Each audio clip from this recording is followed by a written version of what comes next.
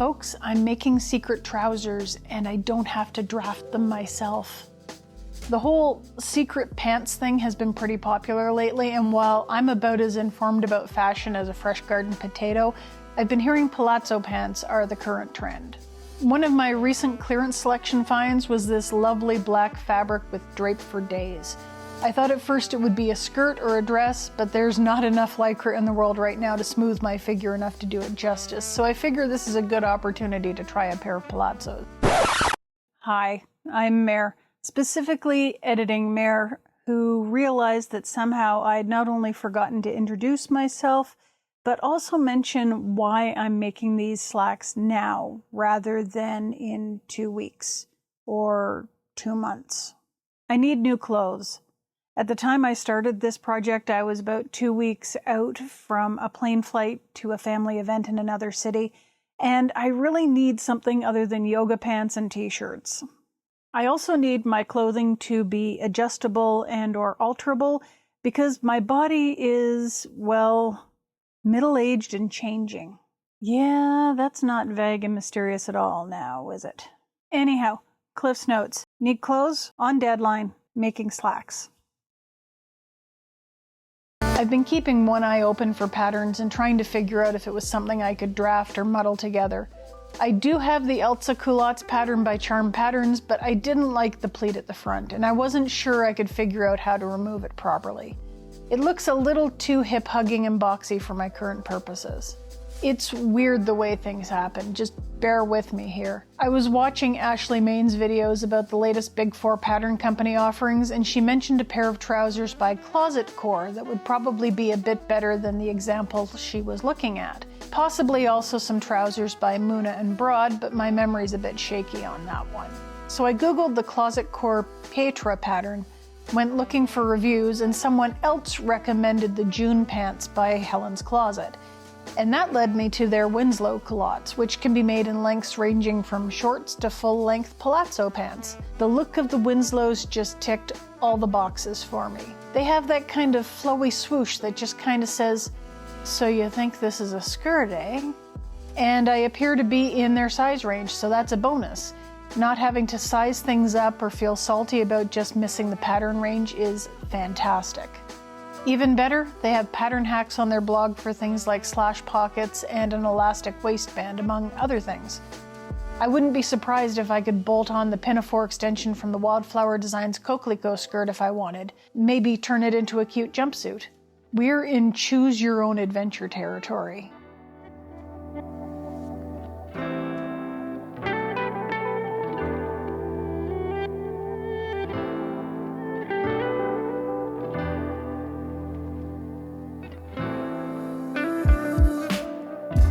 I'm using an Epson short throw projector to trace out my pattern pieces. This way I save on paper and ink because I don't have to print out and tape, which can take a couple of days even if I'm using my old artist's light board to line up the pages. Saving time, money, and possibly part of my environmental footprint is always a bonus. I got my projector off eBay for about $100 used, so if it's something you'd like to try, it's definitely in what I'd consider affordable territory. I'd like to thank my patrons for making such things a bit more affordable. Your support really does help fund the things I can do on this channel, from purchasing patterns and making them tangible outside the computer, to finding spectacular fabrics in the clearance aisle. And if you're not a patron, thank you for watching. Your views also go toward making my projects and videos, so if you've got a moment, maybe boop the like button, or if you're not a subscriber, consider doing so. The subscribe button lights up and does fun things when you click it. Seriously, give it a try. As always, I'm happy to read your comments or see my viewers talking to each other in the comments. I see you, Robin and Kathy.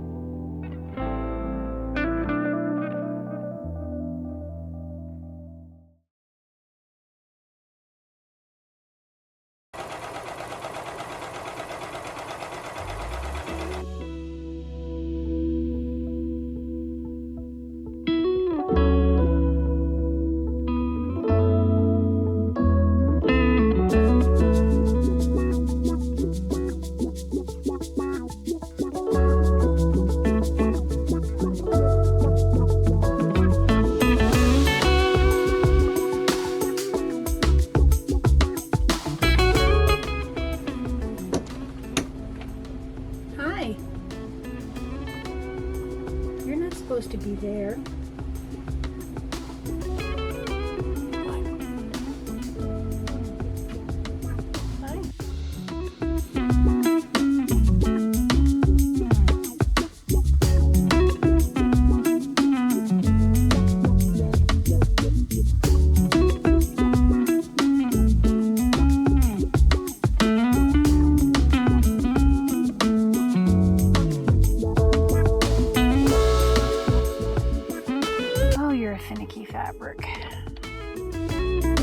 I have always had issues with homemade trousers. When you have a parent who sews, inevitably they want to make you a pair or three. And I know some of you are sewing mums, and I've seen your comments about some of the fantastic projects that you're planning with your kids, and I think that's awesome, particularly since it sounds like your kids are into the stuff you're making. I didn't always have the same experience. My mother wanted to sew for me, but our personal styles clashed.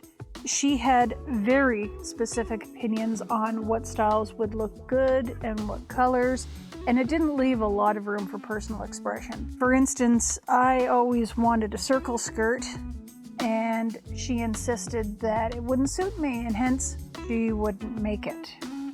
I suspect this is why a twirly skirt is important to me. Costuming wasn't as big a thing then as it is now. Outside Halloween, there weren't a lot of occasions to dress up. I'm not even counting dress-up days at school because they generally just boiled down to punk rocker, which basically meant wearing 1980s school clothes with vivid makeup and that glitter hairspray some kids always seem to stock up on in October and make last all year. Do they still do that, or have we evolved to cosplay for dress-up days, or do they even do that anymore? Either way, Mum made some really cool tops and skirts, but trousers were always a challenge. Off the top of my head, I remember the floral pastel Miami Vice suit that was worn precisely once. And then there were the purple plaid flares, which I didn't know were bell-bottoms until I was presented with them. This was at a point in the 1980s where such things were not in. Don't get me wrong, I liked the purple plaid, but she talked me into the flares. Pretty sure I got ribbed at school for that one. I also had a drop waist dress from that fabric, so not all was lost, I don't think.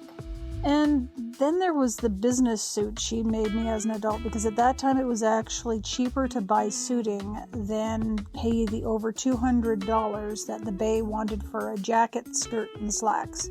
I think the last one got the most use, but not by much. Mum liked patterns with pleats at the midsection, and when it comes to trousers with pleats, I tend to have issues. I may still have the suit in my closet, I'd have to check. I know the Winslow Culottes have pleats, but they also have drape, which is a lot different from the ubiquitous pleat front jeans and trousers of the 1980s.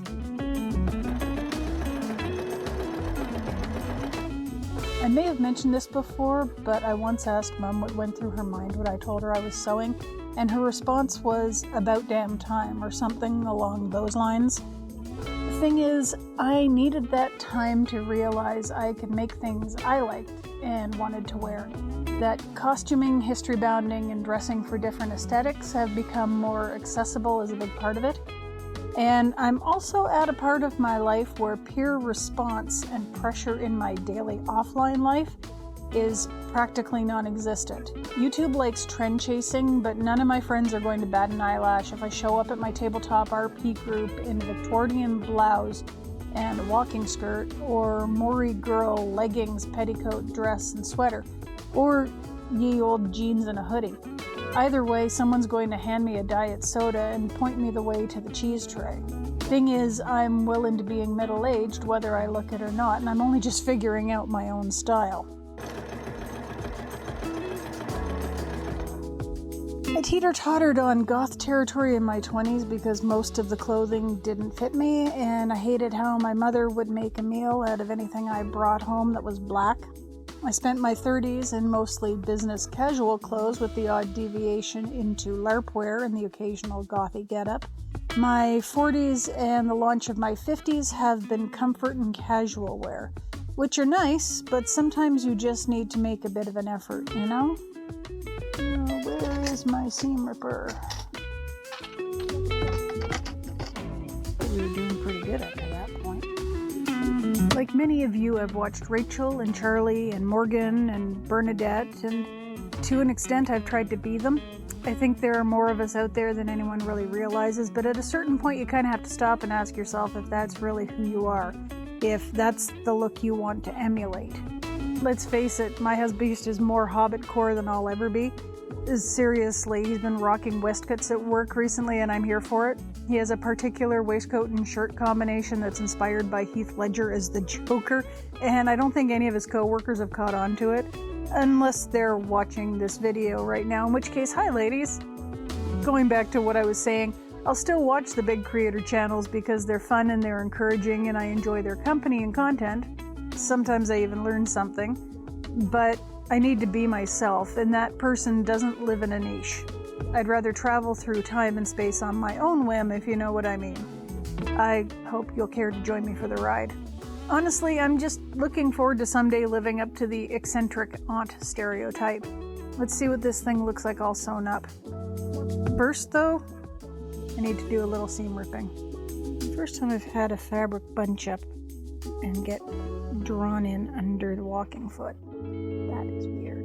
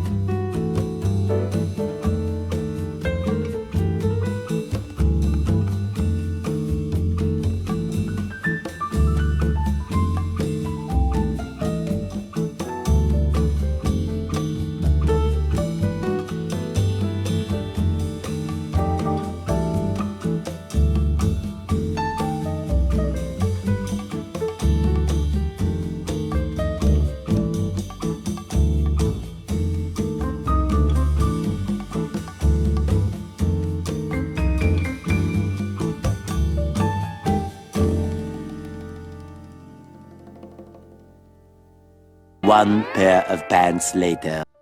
So these came out fantastic. I love them. I'll wear them again, and I will likely make another pair. I may even use some of the hacks to make overalls, a romper, or a play suit. One thing I didn't film was an alteration I made to the elastic waistband. I had originally wanted a 2-inch wide waistband, but I screwed up on my seam allowance measurement, so it was actually 1.5 inches.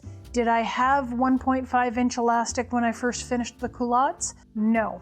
I had 1 inch, 2 inch, and 3 inch, so I finished the project with 1 inch elastic and hoped it would do the job. I did pick up some 1.5 inch elastic later that week and packed it with me, and I am so glad I did, because the 1 inch wide elastic was not tight enough to keep my pants up. I think it was partially due to the length I used plus the stiffness of the elastic. The newer elastic has a lot less give. Our flight wasn't long, but it was leaving early enough that it meant getting up really, really early, and we got to bed very late. I think we were operating on maybe 3 hours of sleep. We arrived at our destination around noon, and after lunch went to our hotel room where the husbeast promptly crashed, and I went about manually ripping out and hand sewing in the newer, tighter, better sized elastic, and it fits perfectly. My finishing work isn't exactly spectacular, but considering I don't wear short blouses or blouses that tuck in, that's really not an issue. Nobody's seeing the waistband but me. I fielded a few compliments on my skirt, so I think I did okay. The only issue I really had with wearing them was going up and down stairs. You can't just swoop up the excess in one hand like you can with a skirt. You kind of have to lift each pant leg, so bit awkward. Driving in palazzos is a bit of a challenge as well, because guaranteed part of one pant leg is going to get caught under the opposite thigh. Other than that, though, they're wonderfully comfortable. And let's be honest, now that I know I can make my own slacks, I might have to get some denim or maybe some cotton and possibly experiment with a couple more trouser patterns, because if I can ensure that I'm never stuck in the situation again where all jeans are skinny jeans because the plus size shops decided to skimp on fabric that year, all the better. Good pattern, 10 out of 10, will make again.